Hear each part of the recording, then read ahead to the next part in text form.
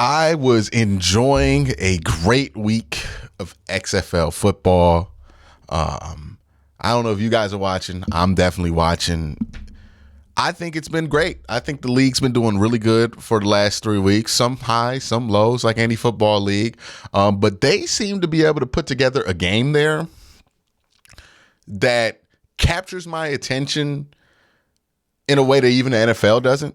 And what I mean by that is, look, I have to watch a lot of NFL games, and I wish NFL games moved as quickly as XFL games. Like the way they manage the clock there, the way they have the broadcast integrated with this, I wish the NFL did that because it makes for such an entertaining broadcast that the games fly like that and the game moves quicker. Like it is very watchable for me. Like it's easier for me to watch 3 XFL games in one day than it is for me to watch 3 NFL games in one day because of the pace alone.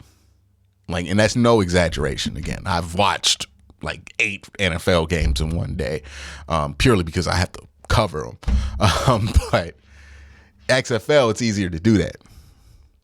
And whenever I talk about the XFL, the conversation comes up on, hey, Quincy, should the XFL be a development league?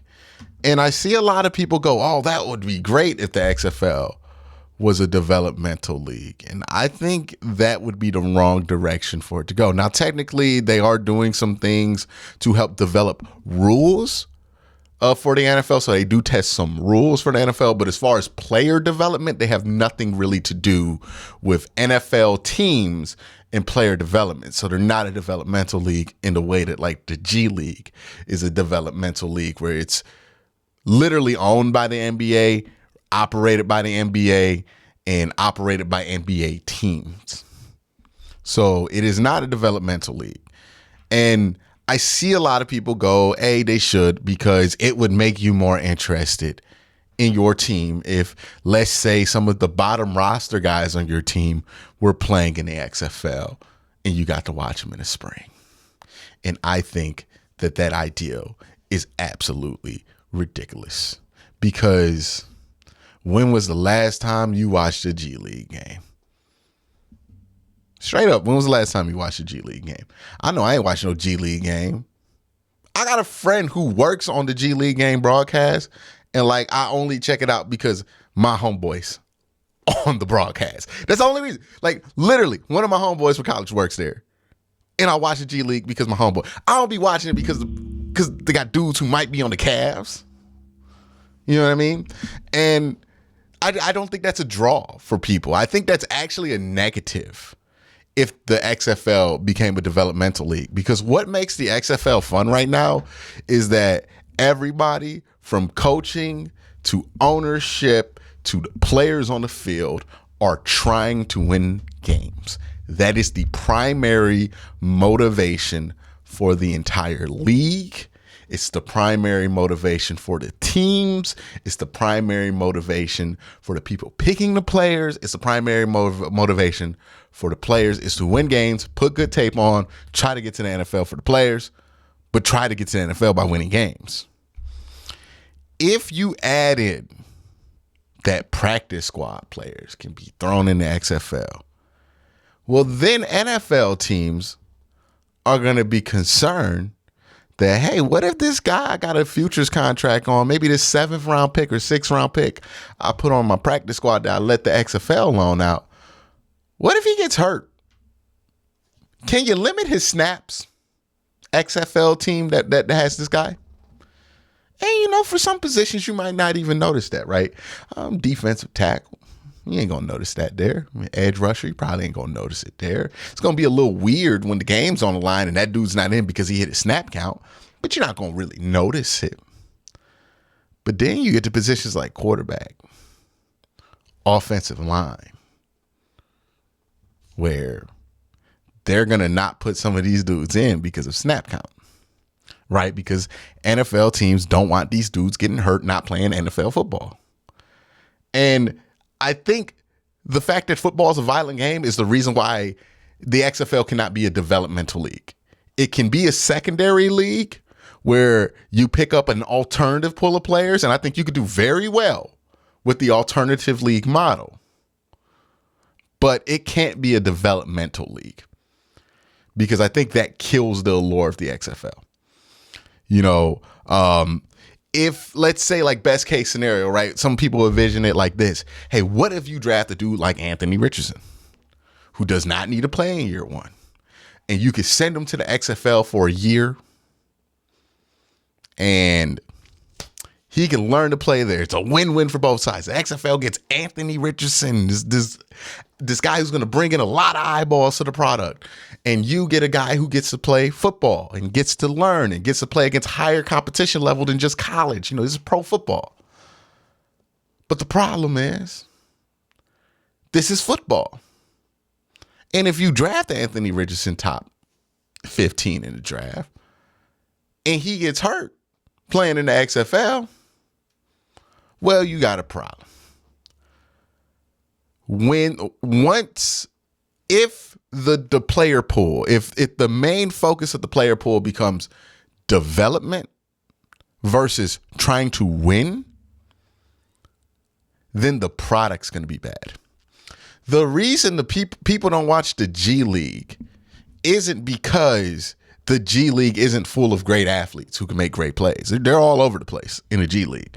There are dudes in the G League that could do stuff. Like, the dunk contest was an example of this. There are dudes in the G League that athletically can blow your mind away. But you don't watch. The reason you don't watch the G League is because at the end of the day, don't nobody in the G League care if they win. That's not the goal of the G League. The G League is not there to win games. It's not really a competitive league.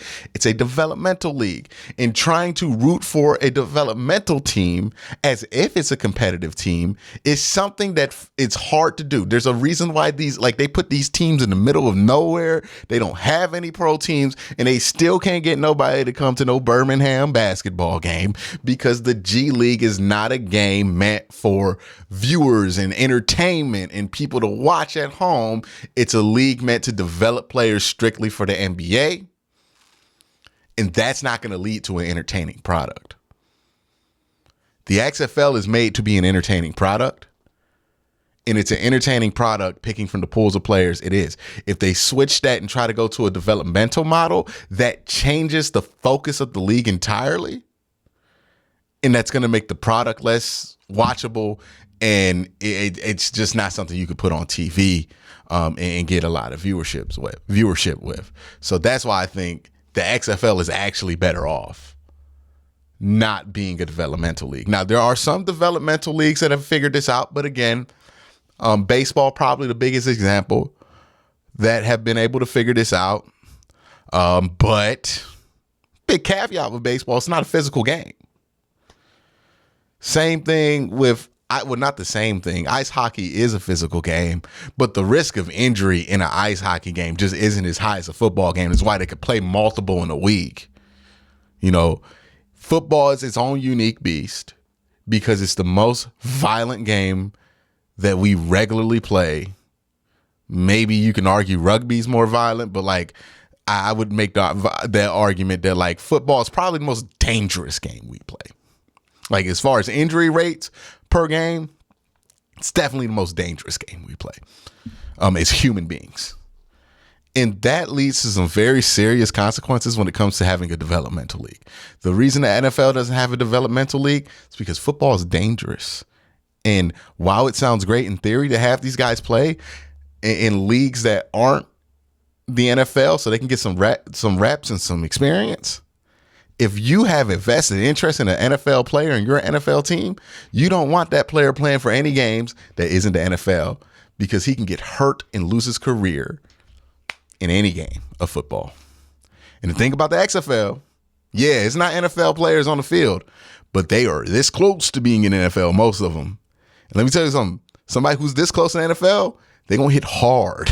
Okay, they hit hard. And I don't know if you watch these games. If you watch them, they be hitting hard in the XFL. And dudes be getting injured. And that's not something you want to put a player that you want to develop into. And if you take away that aspect of the XFL, then it's not really that entertaining anymore, right? Like, it's better off if the NFL figures up its own on-field development situation, and if the XFL can be its own thing. Yeah, we could test rules. We could test rules and other stuff, but as far as players, I think they should stay away from that. That's my thoughts on that. Let me know what you think in the comment section below. Y'all have a great day. Have a good night.